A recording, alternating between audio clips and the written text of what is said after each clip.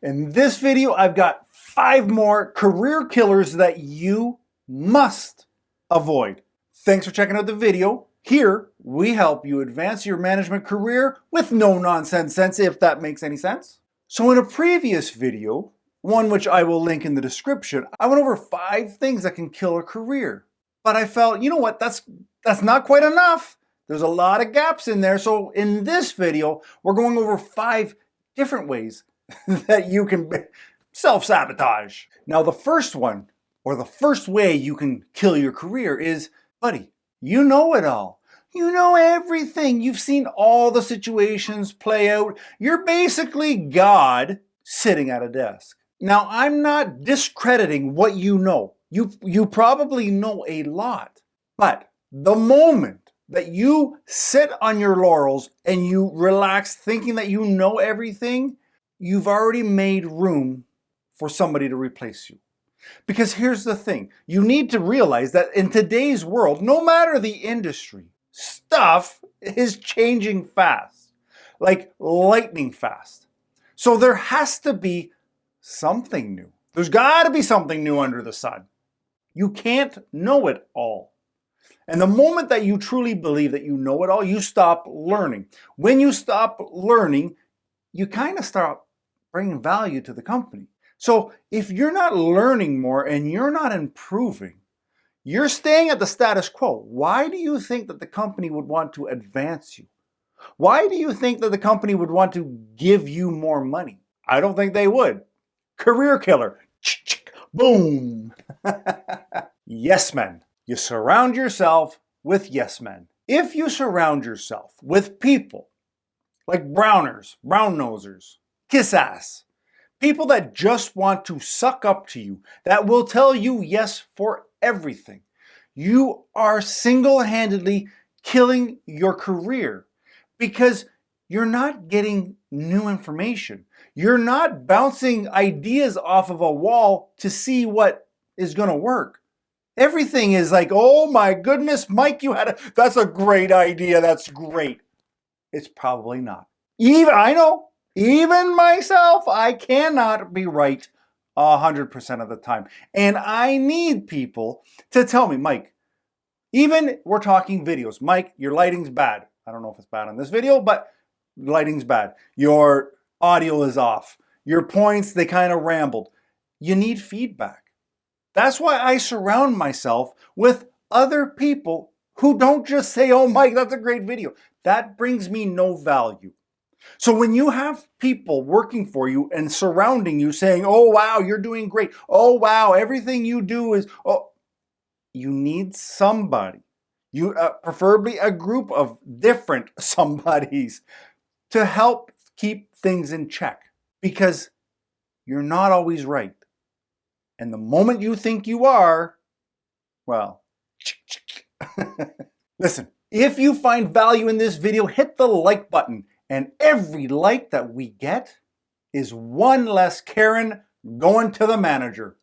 It could be you. We could be saving you a headache. Hit the like button. The next career killer is you soak up all the glory. We need to know what you do and how you've succeeded in your role. And we're going to get to that in a little bit later in the video.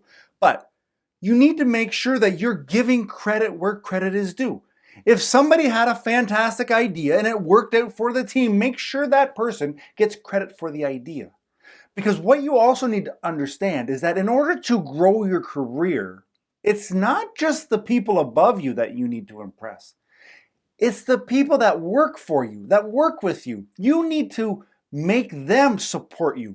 I know for a fact that in certain positions, when you're being considered for the promotion, upper management or those on the board, whoever's making the decision, they circle around and they talk to the people that you work with. How is it to work with Mike? How is he as a leader? Where are his faults? What are some things that he excels at? And if you took somebody else's credit, if you took their thunder, you don't think that's coming out to bite you in the butt? I guarantee it is. Maybe not once, maybe not twice, but if it's your thing, upper management, they are going to know. They will find out. And it will kill your career, because at the end of the day, we all want work to be a place where we feel like we're able to contribute. But if you're the guy, if you're the gal who's taking somebody else's thunder and trying to use it as your own, not gonna fly, McFly. Here's a career killer that, like, I find is hard. You need to brag. Okay, you don't actually need to brag. You need to make sure that people know of your wins. And by people, specifically, those who are able to help advance your career. Especially in a day and age where now a lot of us are working from home or we're distanced from each other, we need to be making sure that if your team got something done and it was a real success, send a memo, send an email to those who kind of are invested in your win. If something happened, like in your one-on-ones with your boss, make sure that you're bringing up your successes. Because if you don't say anything, it's the same as, if a tree falls in the forest, does it make a sound? If you succeed but nobody knows it, did it matter?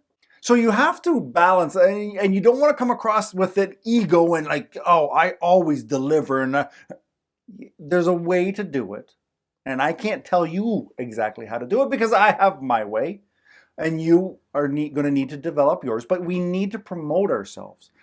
We need to make sure that those above us, those that can affect our career, know about our wins. And we want to promote our team as well. We want to make sure that they get the recognition that they deserve for their wins. And I don't know why I'm pointing over here, because clearly there's nobody working with me right now.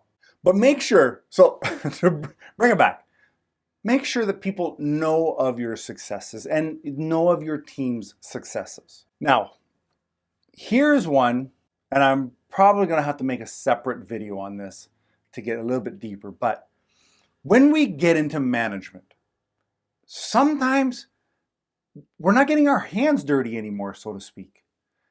And what that does is it makes it so that you lose perspective. You don't really understand what's happening on the front lines. And to no fault of your own, because obviously you have a new job, you have new responsibilities and things that you have to do. But at the end of the day, you're managing a team, you're managing a system. You need to make sure that you keep the perspective. You know what's going on. How are you going to do this? This kind of ties back into having the yes men. Get rid of them. Okay, don't fire them, but you don't need their opinions if they're just repeating what you say and always saying you're right. You need some people to tell you what is actually going on. And you need to come down a few notches and listen. Don't pretend, like the first one, don't pretend that you know it all. You've been out of that game for a little bit. You haven't dealt with Karen coming in with this problem every day. Maybe there's a real problem and you need to hear it. So make sure you don't lose perspective, because the moment you lose perspective, you don't know what's going on in the company. You can't provide value because you're just shooting everywhere, trying to hit something. Get the perspective. Start with talking directly to your team and making sure you understand the challenges, the successes, the this does not work because. Understand that and help yourself grow. Hopefully you avoid these career killers and you have a career tomorrow, because we got more videos coming. I'll see you in the next one. Get your coffee.